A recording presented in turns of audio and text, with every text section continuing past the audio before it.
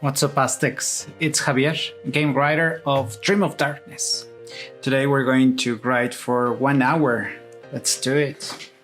The problem is that, like I mentioned in our Discord, I usually have management tasks, and sadly I don't make enough time for me to write.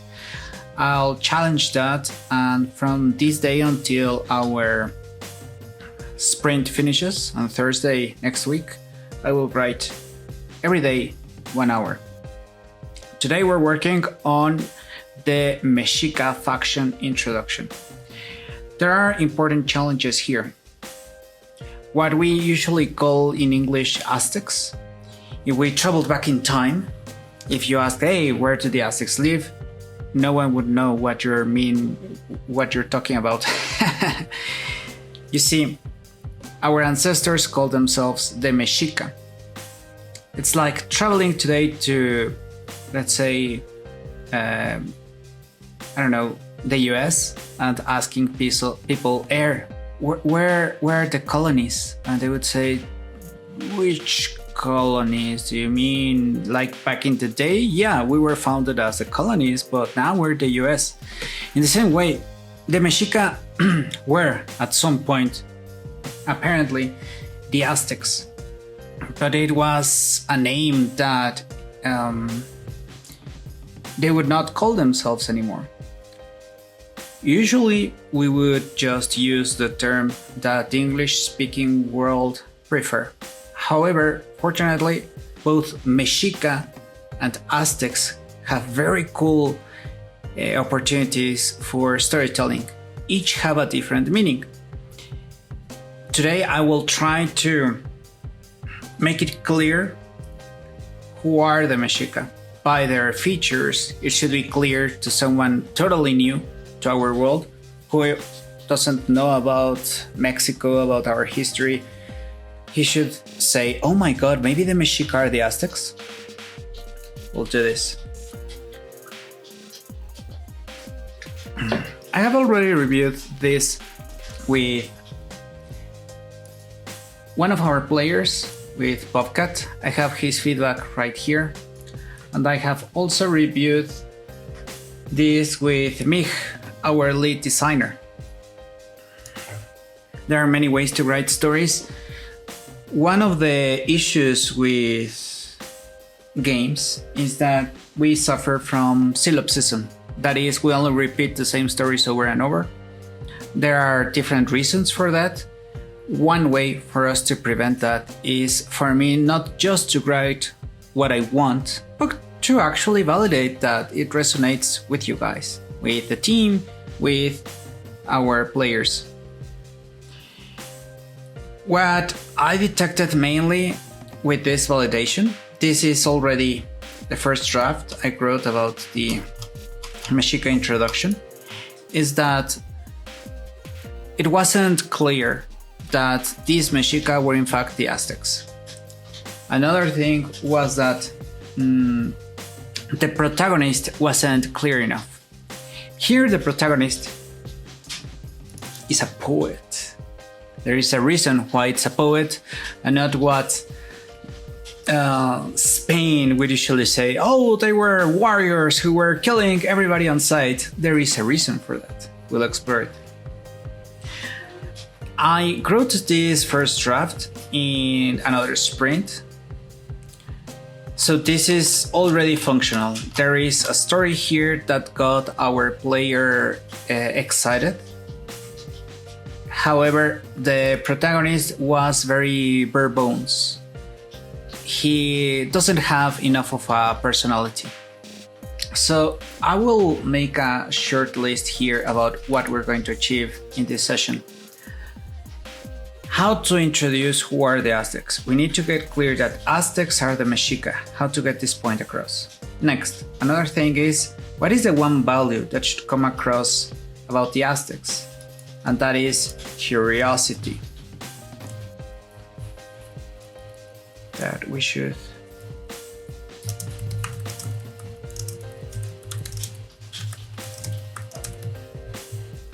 perfect.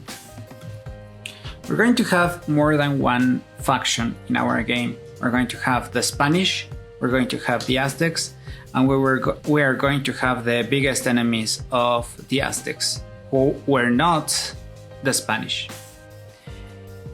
So each of these factions, so they are easier to remember, they should have one major feature, one thing that is very easy to identify. If you have played Mass Effect, that is something that we enjoy a lot. We love that not only the entirety of the Salarians are very memorable, they are all very quick in their minds, they're very smart. But also, like in our next task, the main character that we get to have in our party from the Salarians, Dr. Solus, he also has this feature, but even more accentuated. So our poet should have this curiosity even to a major level. These are the three main tasks that we're going to work. So first, let's quickly review why poet, why not the usual bloodthirsty warrior or bloodthirsty monk. I wrote to Mexico Lore. They are a great resource. Here's Ian, who is helping us. They are a great resource from London. They're an institute who share who were the Aztecs, who were the Maya, and they have collaborated with great institutions like the British Museum and others.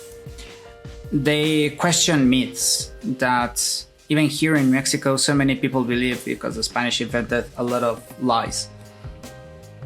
So I asked to Ian which were the Aztecs' more scientific professions. With cosmic horror, curiosity leads to dangerous truths. We even have here still from Penticus, one of our references, a great YouTube content creator. He analyzes cosmic horror, and these are the themes that he recommends and that we do use in our game. So there is one of these madness, a lack of understanding. You can definitely perceive that in many good cosmic horror stories. And one way in order to reach that madness is for our characters to find dangerous truths. We love science. We love to confront dangerous truths. So we have a few options. Ian shared with us that an ethnobotanist would be very interesting. Also scribes. I shared this one with him, the director of Calmecac. One of the cool things about the Aztecs is that we were pioneers in everybody having access to school. Even commoners, even people who were not the sons of nobles. So Calmecac was the school of nobles. There were two kinds of schools. This is a potential interesting character. But another one that was very surprising was the poet. I specifically asked Ian who would question Aztec religion orthodoxy. In order for us to see the gods, like Mictlantecutli here, our friend, our interesting scary gods, well, we need character arcs that naturally get us closer to them. And surprising to me, a poet, according to Ian and Mexico Lore, would be the best way for us to access this. So let's review very quickly. Poets in Aztec society were of very high status. A great example of this would be in Nezahualcóyotl of Texcoco. Many poets of the Nahuatl world were called Tlamatini, he who knows something. Ooh.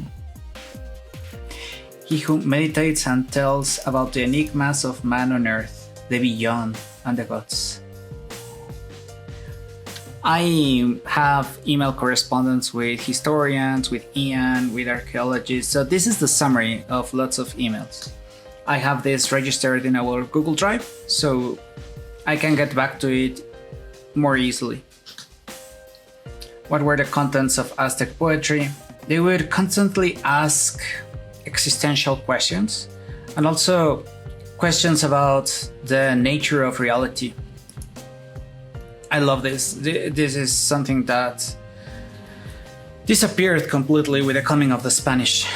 Poetry is not important here in Mexico. Philosophy is not important either. So this is very interesting for us to really try to portray the Aztecs as they were their bigger important concerns, at least in this learned circle.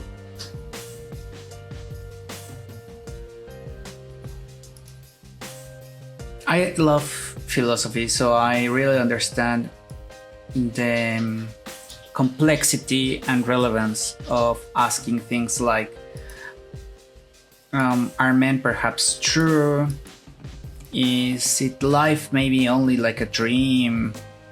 Epistemology is one of the fields that studies this, the nature of knowledge, the nature of reality.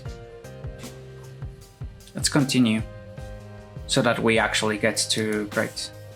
Who are the Mexica Aztec physicians? That's another very interesting role. Something that Ian explained to me was that for the Mexica, it is difficult to separate professions like priest, doctor, magician, sorcerer, and healer. They were very close by. I love this. Okay. In this scene, like I mentioned, we need to understand that the Aztecs were curious. So one way to do that is to have a character that, in a more organic way, would go to dangerous truths. So that is our poet. We already have our poet here in this scene, and we're going to work on his features so that he really comes across as curious. I will quickly tell you what happens in this scene. We have a merchant, we have a poet. There is a small group traveling to a new city in the Aztec Empire. However, they find that this city has been massacred. It is very scary. They explore this city and find a cosmic horror phenomenon. Something that cannot be killed, as we usually do in games. And more importantly, all of this is portraying something that happened. Yeah, a massacre that did happen, a tragedy. It was very interesting to show this to our player because Mexicans ignore this once the Spanish introduced Catholicism and deleted all the old ways, censored all the old ways. Even the people who live in this former city where this massacre happened, well, they don't care and ignore the very impressive massacre that happened. When I showed this draft to our player, he was very excited. And the good thing about validating this with a player from the US and also with my teammate, with me, is that this event, this story, this draft, this adaptation of this real event was very interesting to the US player, to Bobcat. However, it wasn't as interesting to my teammate, who is Mexican. So I believe one way in order to make this more interesting will be to make our character someone very interesting. At least that's the way that I prefer to enjoy my stories, instead of plot-driven, character-driven. So let's add more detail to our poet. Myself, I am not a reader of poetry. Berenice knows this, my girlfriend and co-founder. I really struggle with reading poetry, to understand poetry. However, that's why I am taking as reference this marvelous poet. So this is one of the characters of a book that I enjoyed a lot, Hyperion, by Simmons. This is a science fiction book where there is a poet, Martin Silenus. And very quickly you can get across that he is different, that he is interesting. I may not read his poetry. The events that he tells are interesting just because of how he tells them. So that's something that we're going to recover. We're going to explore a bit about what's his style. And we're also going to flesh out our character here. This is our character's development matrix. This is where I add features of our characters. For example, what does he want? What does he need? Which should be in opposite directions. If I want something, but I actually need something different, this is really useful for storytelling. And I have created this framework for me. We should have interesting flaws. We should see consequences for these flaws. The more that I can detail this, the easier for me it is to write. I have done this process with other characters. Some of the characters that our players have enjoyed the most, for example Bernal, are a direct result of this. If you actually read Bernal, he is somebody interesting, one of the adventurers who discovered the Aztecs. However, adding interesting flaws actually made him relatable instead of a boring history text. I have to do the same with the Aztec poet. Okay, so we have our table.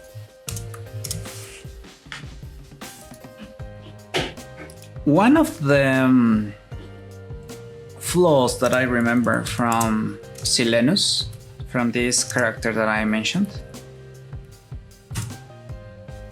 is that he is very proud. The poet from Simmons. Let's see if that actually comes across.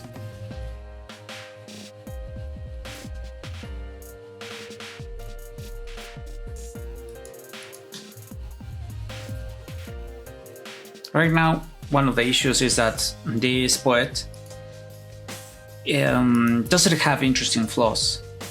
And that's one of the reasons that he doesn't have an interesting personality.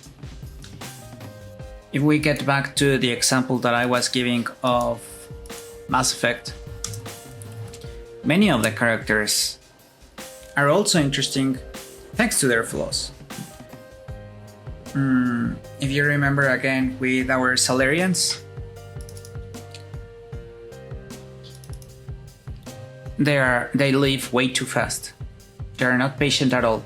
That can be a flaw, but as some of you story-driven characters may remember, they expect results in a very quick manner and they are so efficient because of that flaw, because they are not patient, because their lifespan is very brief. Okay.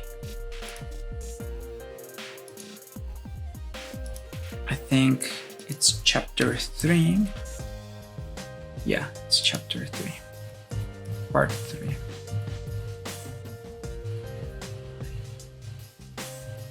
Yeah. So let's see what flaws do we find from this character. Okay. I remember this. He loves to curse. Let's see if I can have both of these windows here so it's easier to work. Yeah. Okay. I need this text as big. And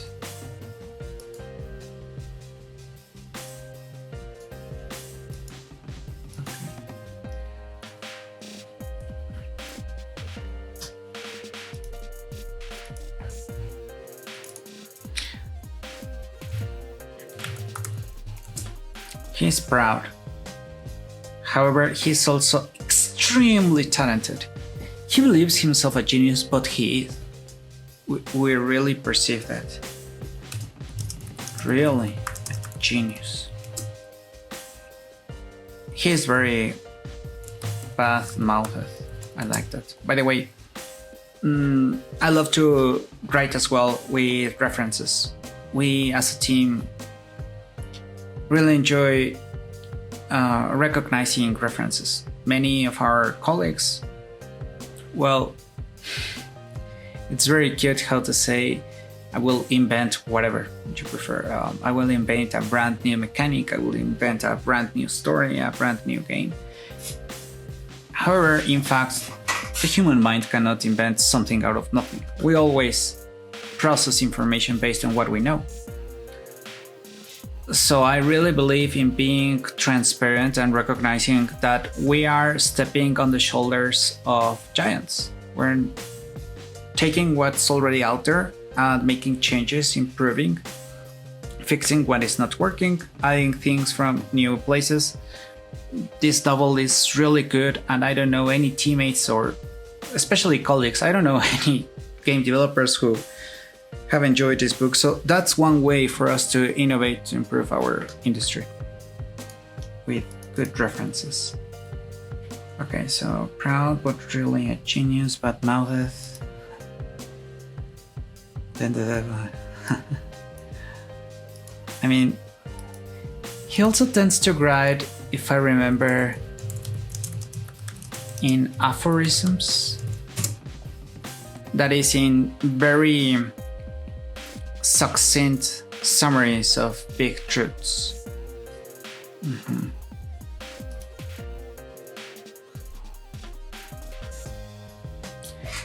I will read out loud. There arises from a bad and unapt formation of words a wonderful obstruction to the mind. We have all contributed our wonderful obstructions to the mind, have we not? I more than one. One of the 20th century's better forgotten writers, that is better, forgotten. Once, Bon muttered, I love being a writer. It's the paperwork I can't stand. Get it? Well, amigos and amiguet, I love being a poet. It's the goddamn words I can't stand. So, he's also cynic. That's going to contribute a lot.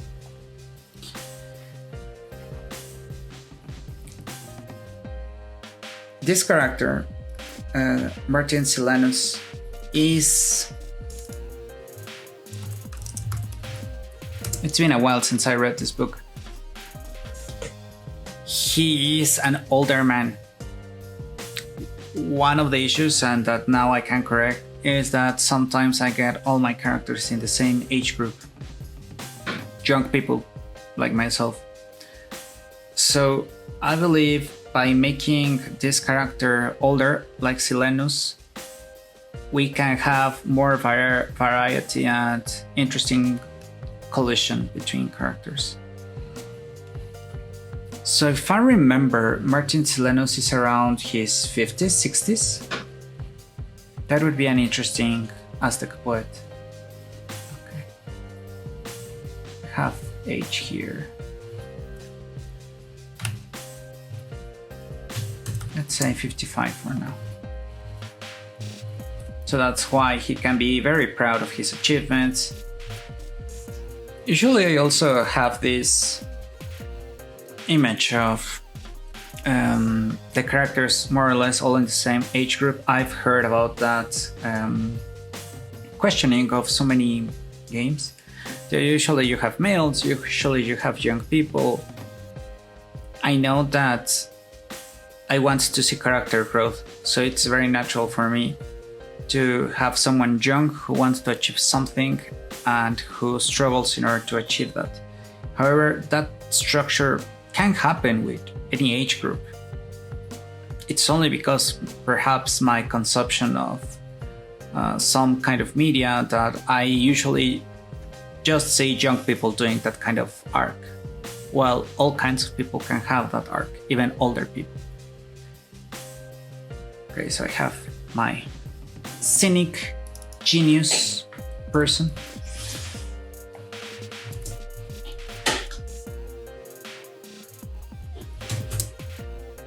This can also give me a sensation of Oscar Wilde,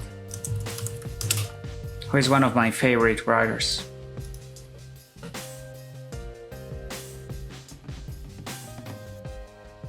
Okay, so I'll read out loud. Where to start? Start with Hyperion, perhaps? Fading almost 2 standard centuries ago.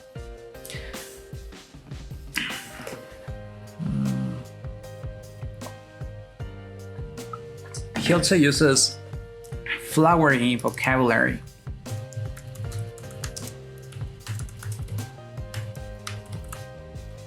You can see here that, in contrast with what I may perceive as poetry, he is not writing poetry.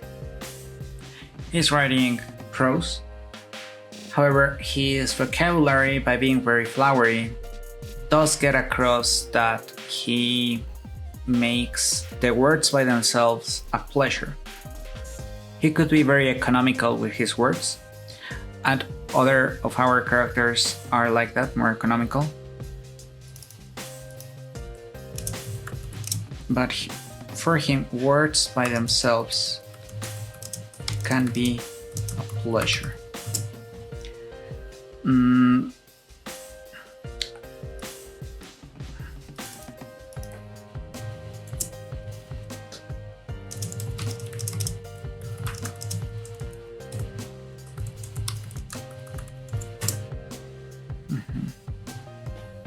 Okay, let's continue.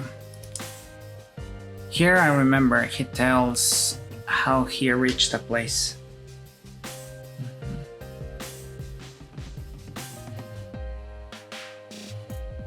You can also tell that this character is well learned. He tends to quote important philosophers of the West: Francis Bacon, Socrates. So our character probably should be also well learned. He could quote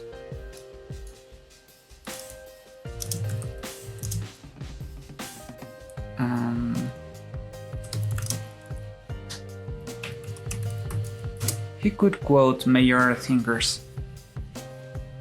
Most of them were lost when the Spanish burned everything, but there are a few who survived. We'll see. We don't know who was the Socrates of our region, the Plato of our region.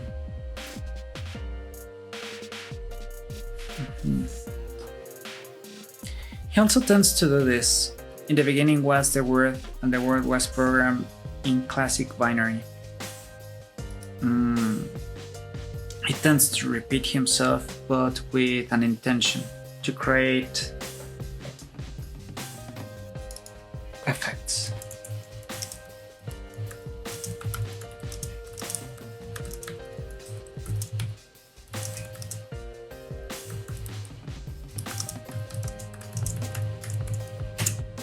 Eventually, we get to know more of this character thanks to what he repeats, what is important to him.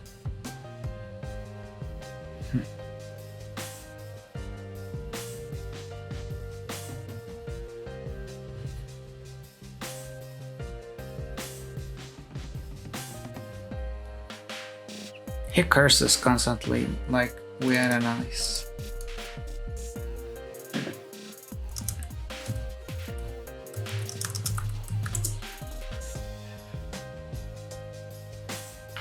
That would be very interesting. Sadly, we usually have the native population here in Mexico as very serious, especially in paintings. They are like this. Well, I say no, let's look at Rome. I love to compare based on an archaeologist who I really like. I like to compare the Aztecs to Rome. From Rome, we know that they would have graffiti, they would curse at each other, even the great generals, great leaders. They would be funny, they would have theater. Here we used to have that as well. They were not all serious and bronze-like. So I like this from this character.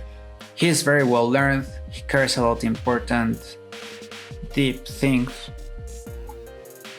But he curses. And a lot, and in a very funny way. He says, "Fuck you, Lamia, if you don't believe it." Okay.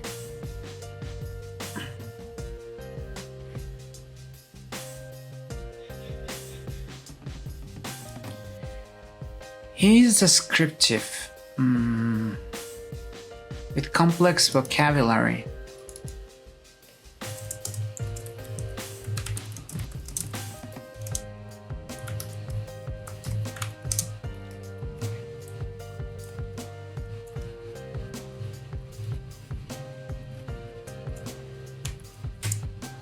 Based on our Comic-Con prototype, we know that too much reading can be a put-off for our players, some of our players. This text would be very hard for it to appear in games.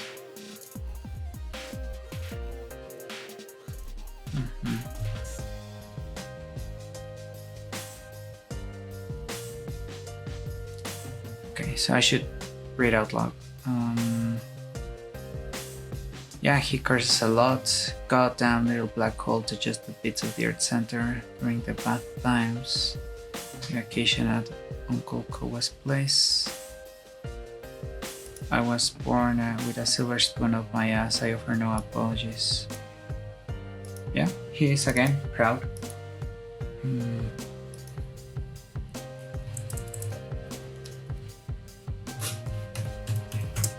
So that's very useful based on this particular character. I did feel that there would be similarities. Martin Silenus was born in a good situation. He was rich. Our Aztec poet, he will represent the empire. It makes very good sense that he was born into wealth, and he could be proud of that wealth. Like this character. I offer no apologies.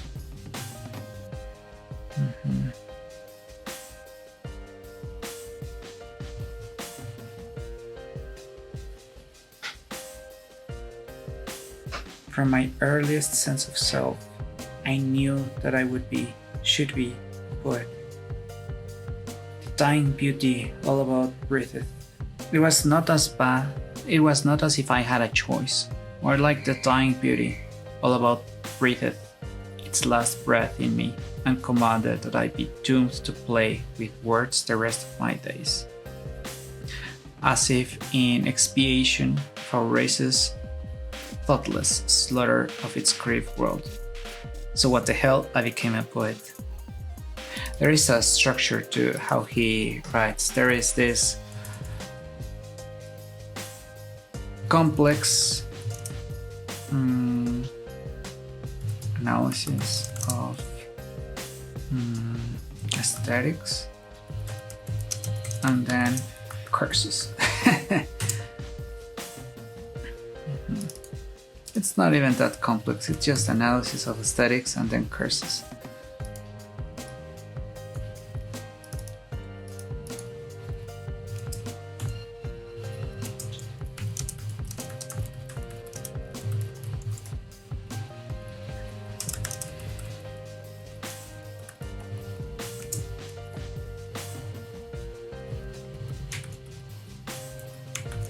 I believe that we have already plenty of content. It's really painting a picture, and we'll see what works, what doesn't for us.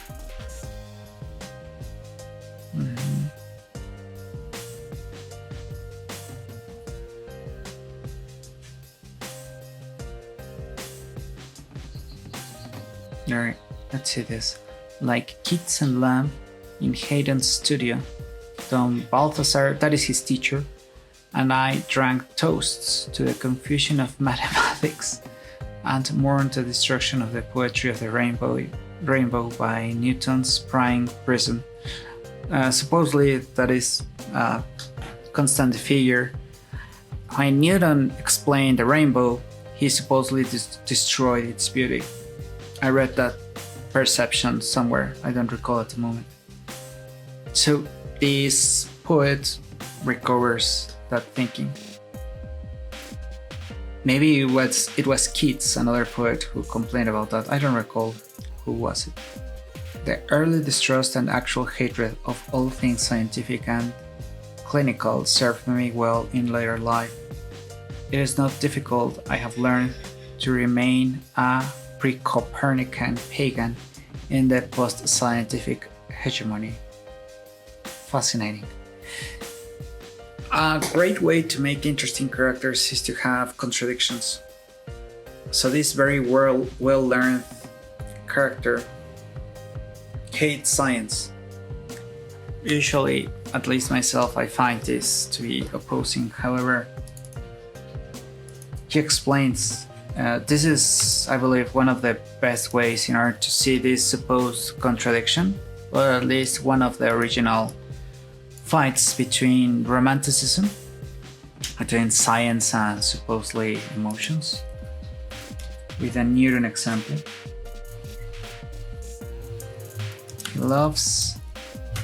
He is very well learned but hates science.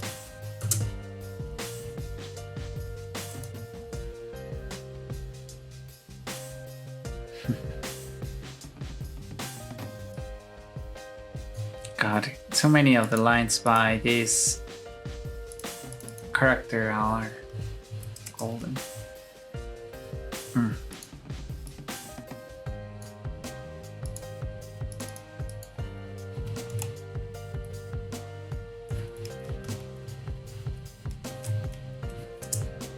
Okay.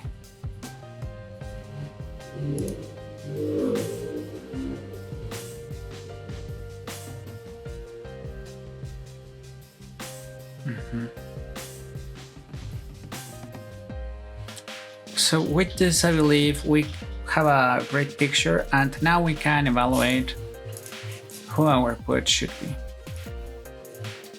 So thank you, Hyperion.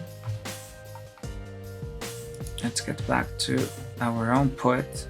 Naturally, we're not going to just use all of the features of this poet. We'll have to see which work for our story and which don't.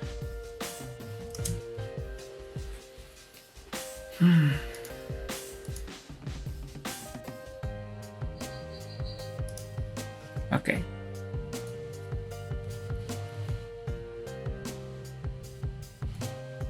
So let's see. The summary can go at the very end.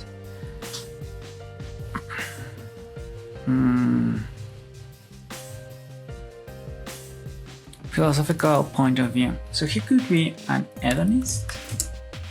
However, he should also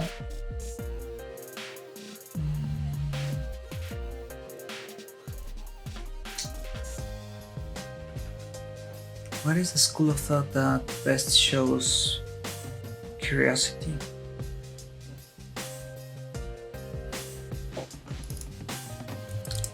Rationalism.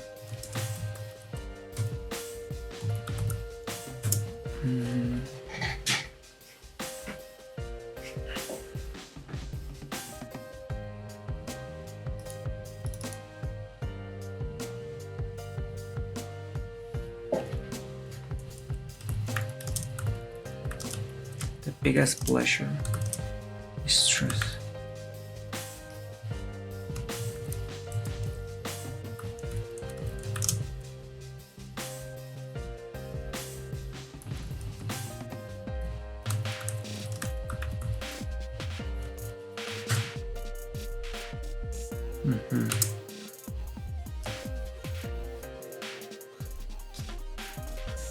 I'm not sure if there's, as I mentioned, I enjoy philosophy, but it shouldn't be limitation. I'm not sure if there's a school of thought that more or less shows this. Shelley, one of our players, which she would enjoy if I said maybe Satanism can have something like this position that I'm writing here. The biggest pleasure is uncovering hidden truths. Well, this can be one of the beliefs of our character.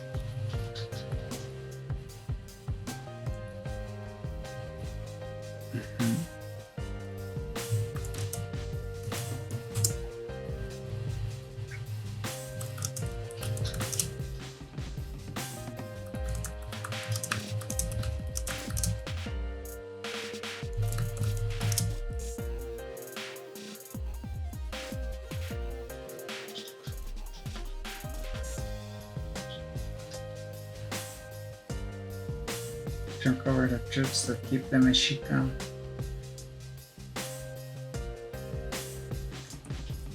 Tame, subdue.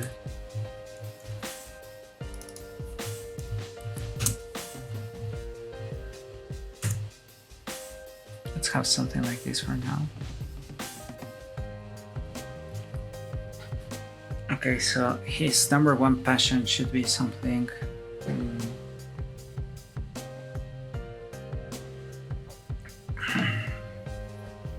Could be the word by itself.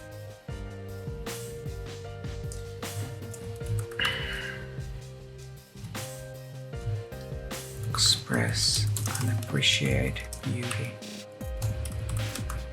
before it's lost.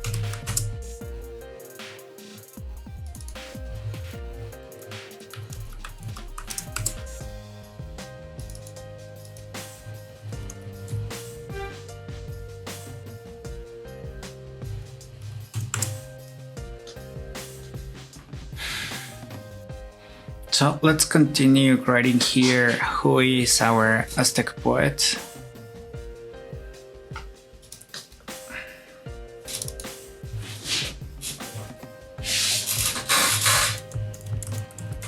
The hedonist side is truly important.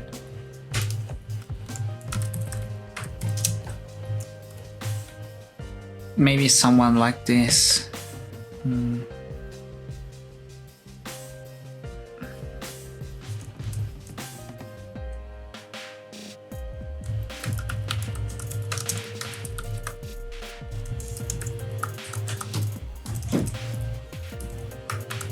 Okay, so we have a few options here. That is an existential hedonist, an empiricist hedonist, or an Epicurean. An Epicurean is almost immediately discarded. Epicurus was a philosopher who looked for happiness, but we don't need happiness here. We need something more exquisite. Why isn't hedonism enough? I'll even leave that note for myself.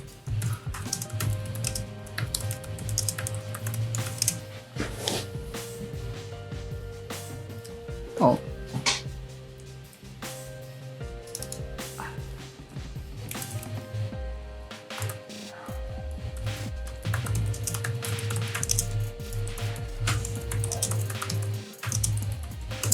Okay.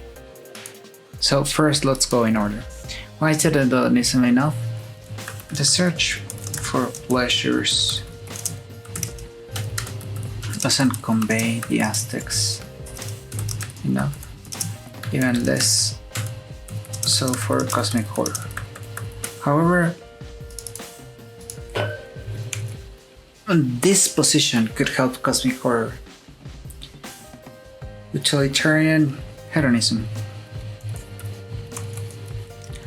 I remember that John Stuart Mill said,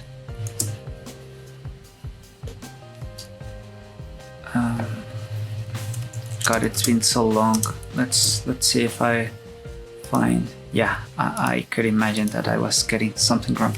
The Stuart has always been the part that I have trouble spelling. Anyway, so John Stuart Mill did write about hedonism.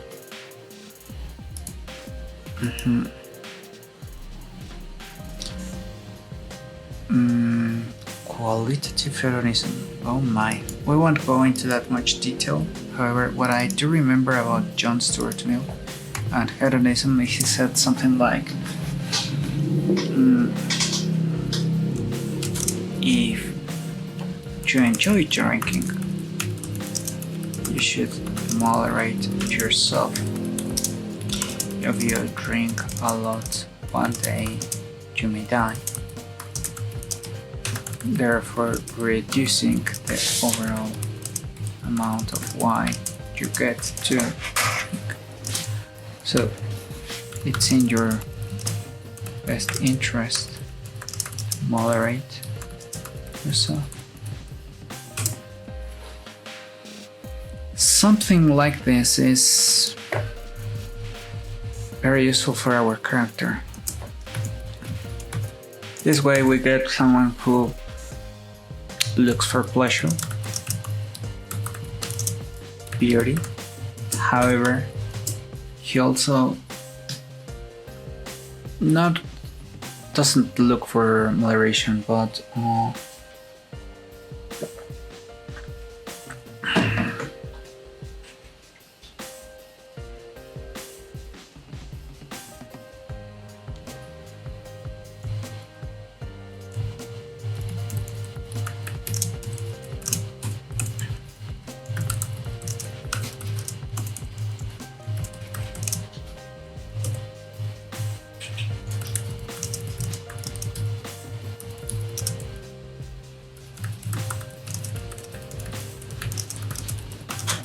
should read out loud. So he could wonder how to maximize pleasures, not for everyone, not only himself.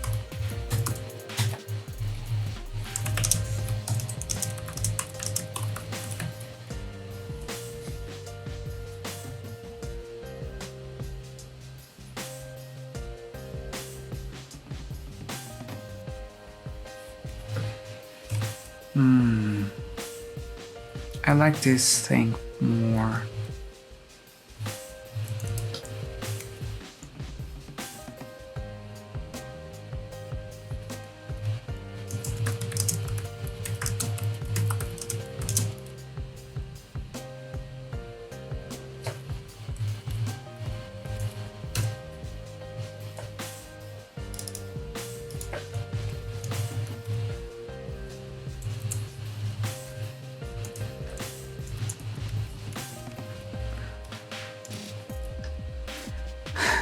I hate that I have nothing of a memory. I have a very short-term memory, so I forget what I was going to write. The biggest pleasure is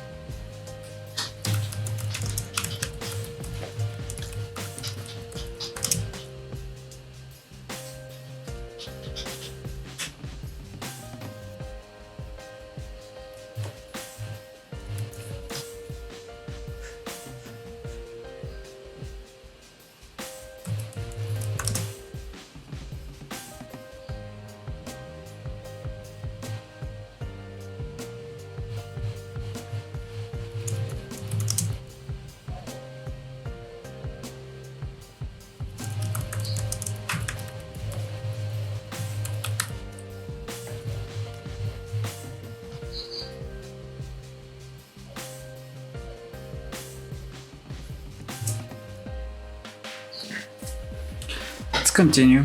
These things are a continuous process of editing and editing and editing. But we know that pleasure, absolutely.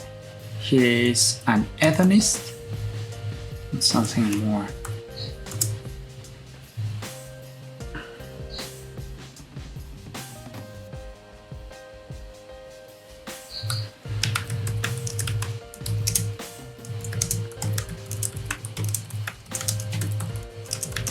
Okay, so one of his passions is that he questions dogma. Passions are his main objectives, his main motivations. So he questions dogma. He hates dogma with a passion. He believes dogma.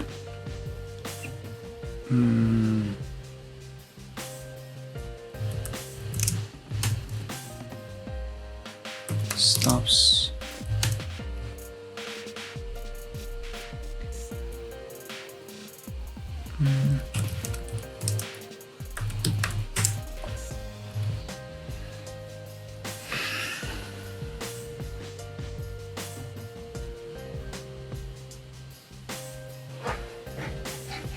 So what are his three biggest objectives?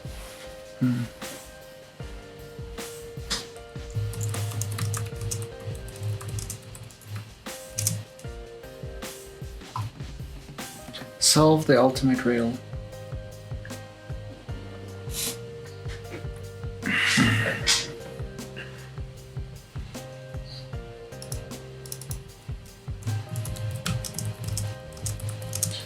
Solve the ultimate riddle.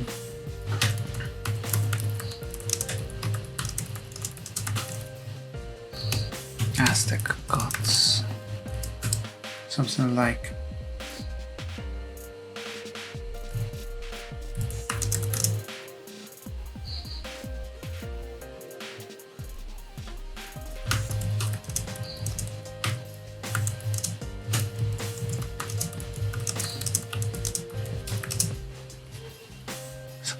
why didn't the gods say?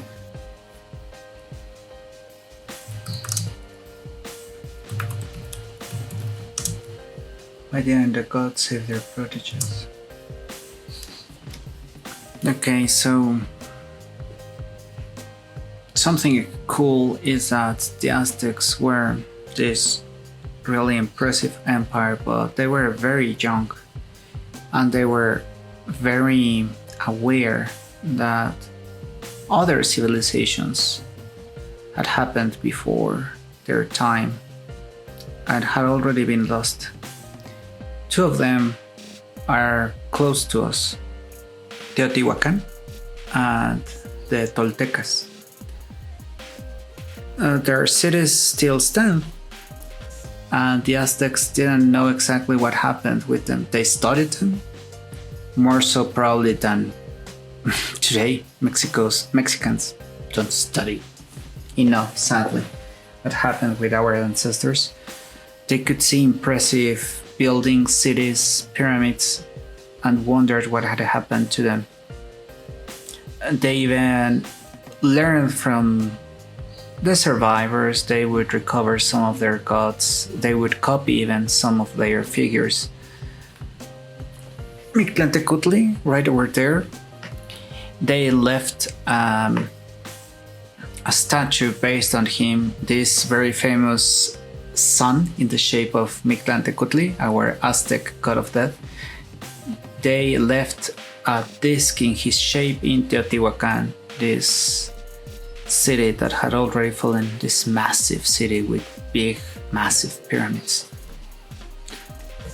So this poet, who questions dogma, who loves beauty, he could be concerned about why didn't gods protect the wonders of their proteges? What will happen to us? Okay. I have to make this character more believable, more closer to a real person. I get back to our reference. If I recall correctly, this character has lots of adventures, Silenus. But what is he looking for? I recall that, I remember now, he wanted to finish one of his stories. Apparently this story was very good. He could write good things. He was at some point even rich because he wrote very good things. But there was one text in particular that he couldn't finish. And he believed that by going to Hyperion, he could finish that story. It's been some years since I read this book.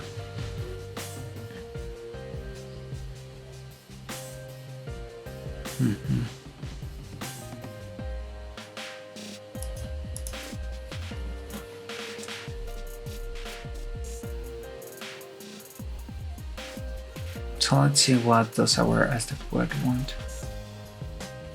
I have here something about this character that could be relevant. Let's see. Oh, what did I do with my Kindle? Oh, maybe it was closed again. Yeah. Oh, let's continue.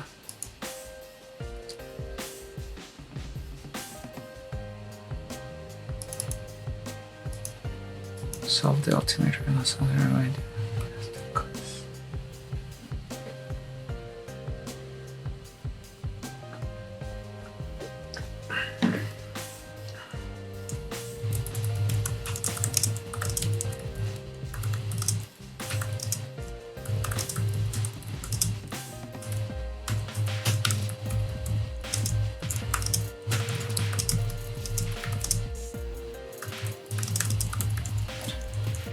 This would be a very cool passion. Why did our ancestors burn our sacred codexes? What were they trying to hide? That's an amazing question, and that is true. We did that at some point, before the Spanish. Yeah, I like this question. However, this shouldn't be our third option. I believe this could be our first passion. So that naturally gets us to cosmic horror. Next. 3. I will set up a timer because, oh my god, I wish I could write all day, but there's no time. There are more things to do.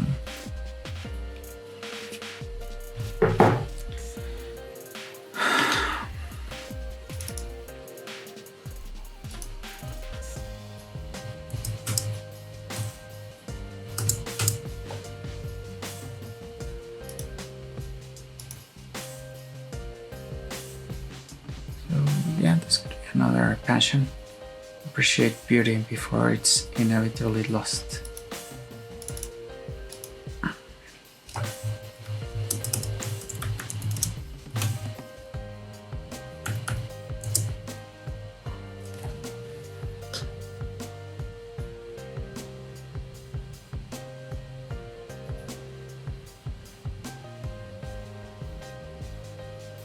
Okay, so we're in question dogma. He hates dogma.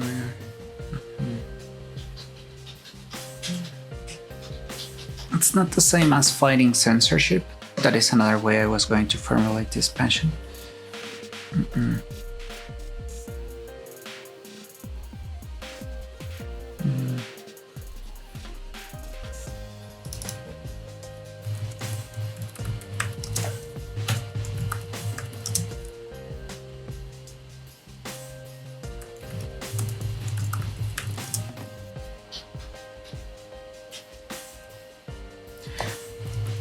I don't want dogma. Dogma can feel very away from interesting stories, can be too theoretical.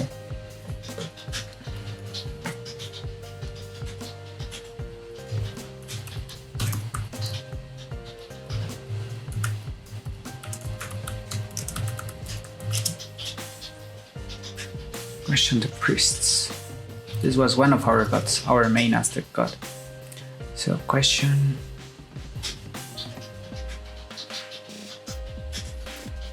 Poszli spirits.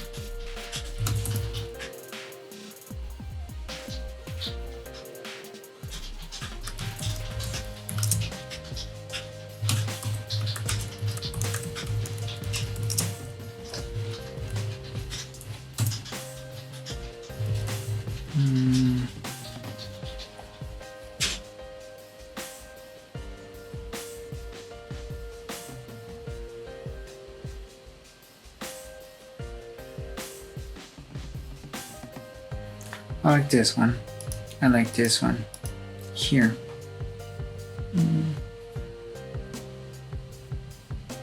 Let's make him a bit more playful.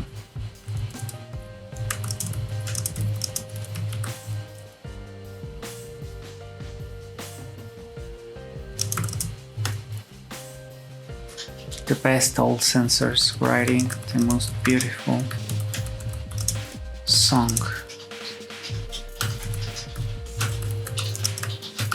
That elevates the Aztec to there. The best old censors writing the most beautiful poem that elevates the Aztec to their true destiny. Can you imagine that? I believe that's a very interesting passion. To write a poem that is so beautiful that it inspires a civilization, that it inspires a group of people to their true destiny. That is something that has happened, that is a motivation that does work with, again, Hyperion. I believe we barely even read the text that the poet is actively writing. However, we don't need to see it. We do get that it should be a very interesting story. So interesting that he is willing to go to a very dangerous place in order to supposedly get inspired to write it.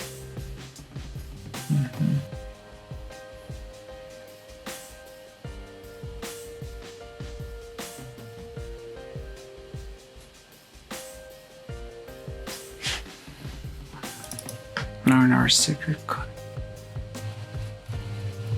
Instead of our ancestors, why did censors, imperial censors, burn our secret codexes? What secret were they trying to hide?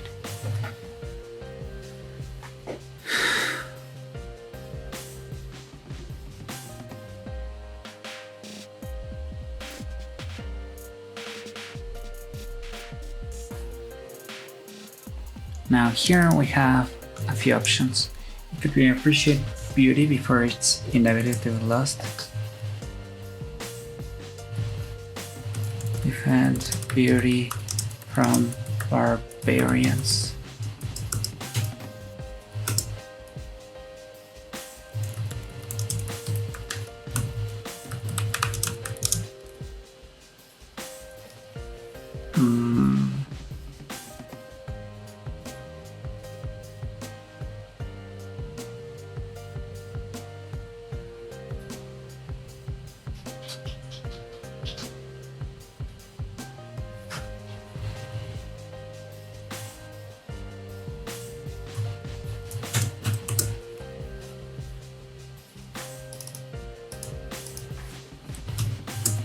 Well, the barbarian concept was something that more or less occurred here, and it would make sense because he is a member of the Empire.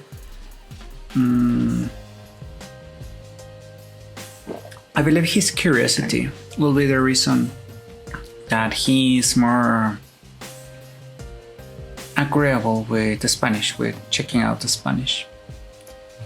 In contrast with Rome, that on occasion, they would not want to learn about the others and they would just call them barbarians. Our character, I believe he should be more curious, more accepting.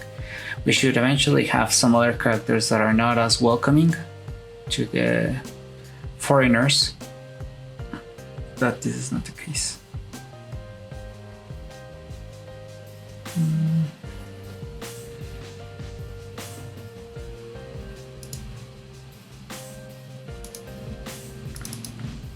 I used to like this one, but now I feel it's somewhat hollow.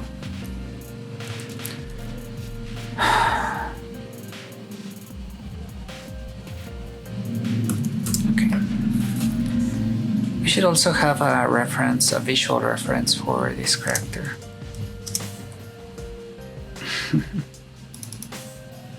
Okay. Let's see what happens when we Google Martin Silenus from Hyperion.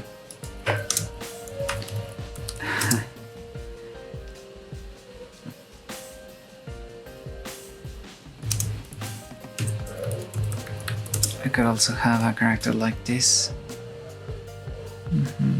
A Greek philosopher. I could also have... I think it would be far easier for me to imagine him as Oscar Wilde.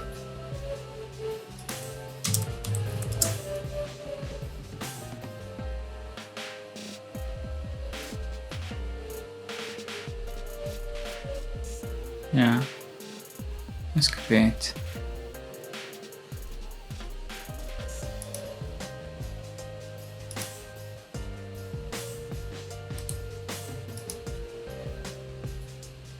So one way that I enjoy writing is to have also a character who I love, who I know a lot, for me to write, to model after him. So Oscar Wilde would work based on what we've covered.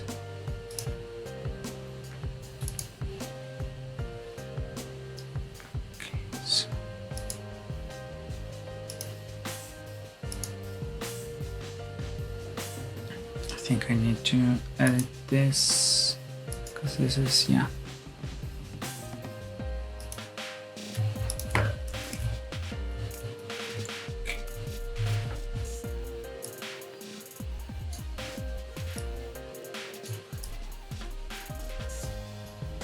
I like that he was concerned with pleasure, with aesthetics. And you could tell that from Oscar Wilde, even with how he appears in pictures.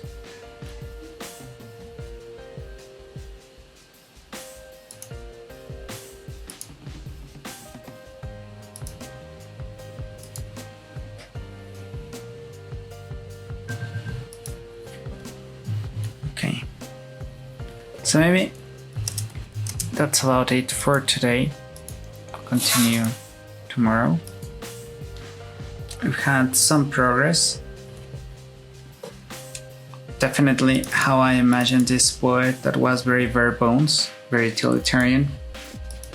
Now will be different if I picture Oscar Wilde. It is a challenge to write in such a flowery state, but by devoting enough hours, that can definitely happen. I hope you guys enjoyed this session of writing together. Take care.